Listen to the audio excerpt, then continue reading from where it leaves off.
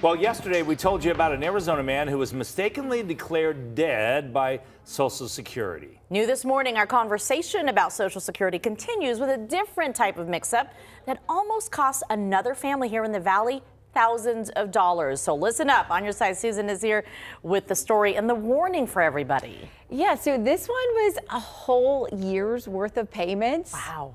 Vanished. They disappeared from the bank account. It was all because of a single number that was entered incorrectly. They took us on a cruise for their 50th wedding anniversary. Barbara Limmer's dad passed away in February, just a few days shy of his 98th birthday. She celebrated his life. Oh, now I'm gonna tear up. He really had an amazing life. Then got to work, getting his estate in order. Imagine her surprise when she logged into his bank account and saw 12 big debits on the same day. And I called the bank and they said the date that they were given from Social Security that he died was February 2024. He died in 2025. Same day, wrong year. So on one day, there are 12 debits on his bank account for each of the 12 months of Social Security payments. She called Social Security. And there was an over 2-hour wait.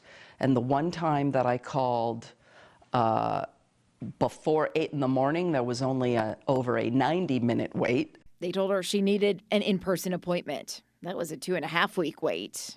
And they told me that the year of his death has since been corrected in their system. None of the money has come back. And you just need this handled. This is a lot of money. Yeah, it is. It's happening as the Trump administration announced a new Social Security memorandum aimed at cracking down on fraud in the system. These taxpayer-funded benefits should be only for eligible taxpayers. You hear stories out there about people dying and continuing to get payments. Well, this is the opposite. Social Security miskeyed the year of his death and took a year's worth of payments that were valid. So I just wanted to get the word out that mistakes happen that hurt us, the innocent people. Arizona Attorney General Chris May says she's received more than 300 complaints from Arizonans about a range of problems with Social Security, including phone service issues and payment disruptions after recent staff cuts at the agency. So I think there absolutely is a lot of confusion. Dana Marie Kennedy is the AARP Arizona State Director. AARP has been fighting back on some of the proposed changes to Social Security Administration. And we want to make sure that the Social Security Administration, that people are able to get the customer service that they deserve. When we reached out to Social Security for Barbara, a spokesperson said privacy laws preclude us from discussing specifics of a case. But we will reach out to Ms. Limmer directly and assist. He got a letter. They did.